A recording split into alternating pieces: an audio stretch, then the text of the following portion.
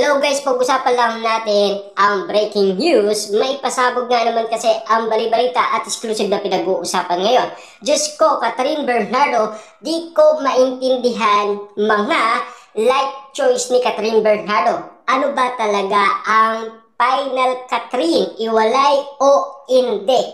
Kasi alam niyo naman kasi, si Catherine Bernardo ay nagpaparamdam muli kay Daniel Padilla. Kaya nga naman kasi ang ibig sabihin ng mga netizens at mga saswerang kapitbahay, hindi daw maintindihan kung ano ang choice ni Catherine Bernardo pagdating sa iwalayan or hindi. Patungkol kay Daniel Padilla na alam niyo naman siguro magdadalawang taon na ang iwalayan kanya. Pero para kay Catherine Bernardo, may choice pa rin siyang piliin si Daniel Padilla. Pero ayon kay Christy Fermin, dinidedma na lang ni Daniel Padilla lahat ng panunuyo ni Catherine Bernardo.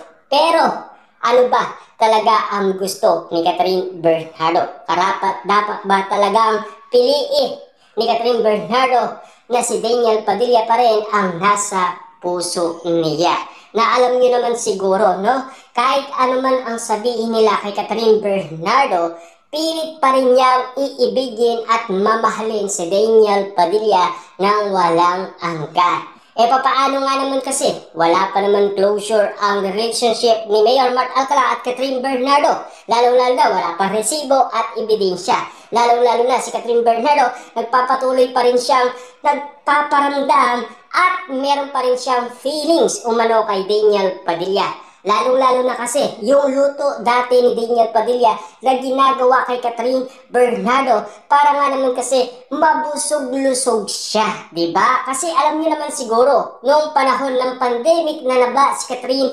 Bernardo nang dahil kay Daniel Padilla. Kasi madalas nga naman kasing alagaan ni Daniel Padilla si Catherine Bernardo. Lalong-lalo na kasi ang mga pamangkin nito. Kaya nga naman kasi, nung tinanong nga naman kasi si Catherine Bernardo ni Daniel Padilla kung karapat dapat ba siyang maging asawa ni Catherine Bernardo. Ano ang sagot ni Catherine Bernardo doon?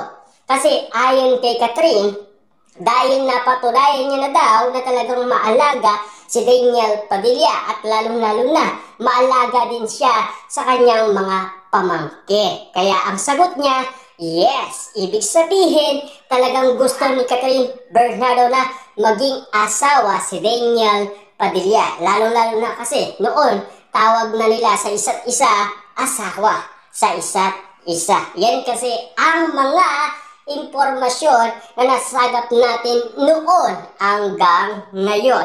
Tila wala pa rin naman kasing patunay patungkol kay Mayor at Catherine Bernardo. Kung bakit nga naman kasi pilit nililink si Catherine Bernardo kay Mayor Mart Alcala. Siyempre, laging intriga yan, laging chika, lalong-lalo na kasi ang mga mema sa social media na laging nakabantay, magdamagan, para nga naman kasi malaman din natin ang sarili-sarili nilang opinyon. Siyempre, ang iba't ibang mga opinyon nila, ang iba naman ay sinisisi si Daniel Padilla dahil sa iwalayan Katniel, na alam niyo naman siguro kung sino ang nagpabagsak kay Daniel Padilla dahil daw sa post ni Catherine Bernardo noon November 30, 2023 na ang ibig sabihin ay Bonifacio Day at ang tinutukoy nila walang iba kundi si Andrea Brillantes. Papaano nga naman kasi si Daniel Padilla ay nagpa-comfort umano kay Andrea Brillantes at pabalik-balik daw ito sa condominium ni Andrea Brillantes. Lalong-lalo na kasi nauna nang nakipag-iwalay si Andrea Brillantes sa kanyang boyfriend noon dahil nahuli niya daw ito na may kasama. At lalong-lalo na nung meron nga naman kasi nakapagsabi na may ibang taong pumupunta sa condominium ni Andrea Brillantes at dali-dali niyang naitanong ito kung sino. At lalo-lalo na nalaman daw ni Andrea Brillantes na iwalay na ang Katniel. Kasi alam niyo naman siguro, no, pinag-usapan na talagang in love talaga si Andrea Brillantes kay Daniel Padilla. noong bata pa yan, di ba? At lalong-lalo na kasi maraming isyong napag-usapan nung panahon talaga na pinag-uusapan ang iwalayan, Katniel. Pero ngayon, pilit pa rin binubuksan ni Catherine Bernardo ang kanyang feelings at pagmamahal kay Daniel Padilla at walang magagawa sino man, lalong-lalo na kahit ang pamilyang Bernardo. Dahil pinaglalaban niya ni Catherine Bernardo anuman ang nararamdaman niya kay Daniel Padilla. Siyempre, alam niyo naman siguro ang nangyari noon sa pagiging orado ni Catherine Bernardo. Lagi nating naririnig ang ex-boyfriend niyang si Daniel Padilla, lalong-lalo na kasi nagniningning ang mga mata ni Catherine Bernardo at kinikilig pa rin siya at nai-inlove umano kay Daniel Padilla kapag pinag-uusapan nga naman kasi si Daniel Padilla. Lalong-lalo na kasi todong suporta pa rin ang binibigay ni Catherine Bernardo dahil 2 beses nag-promote ito at lalong-lalo na sinasabi ni Catherine Bernardo ang naaalala niya sa lahat ng movie na pinagdaanan niya walang iba kundi ang The House of Us. Lalong-lalo na meron pang nangyari sa Pilipinas Got Talent na kinantahan pa niya ang mga nasa studio ng Pilipinas Got Talent ay ang theme song ng The House of Us. Siyempre, naramdaman ng mga audience na talagang kilig na kilig sila dahil alam kasi nila na baka in love pa rin si Catherine Bernardo kay Daniel Padilla.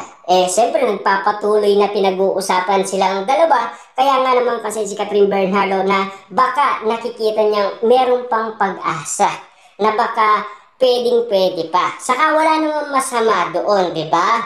At siyempre, alam niyo naman siguro, ang pagmamahal ay pwede nga naman kasing magkabalikan silang dalawa. Kahit na marami pang nangyari sa kanilang iwalayan. Lalong-lalo na sa kanilang buhay pag-ibig noon, kahit na alam niyo pa naman na hindi nila pa maintindihan kung ano ang ibig sabihin ng pag-ibig. Lalong-lalo na kasi nag-matured na ang dalawa. Marami na ang nangyari.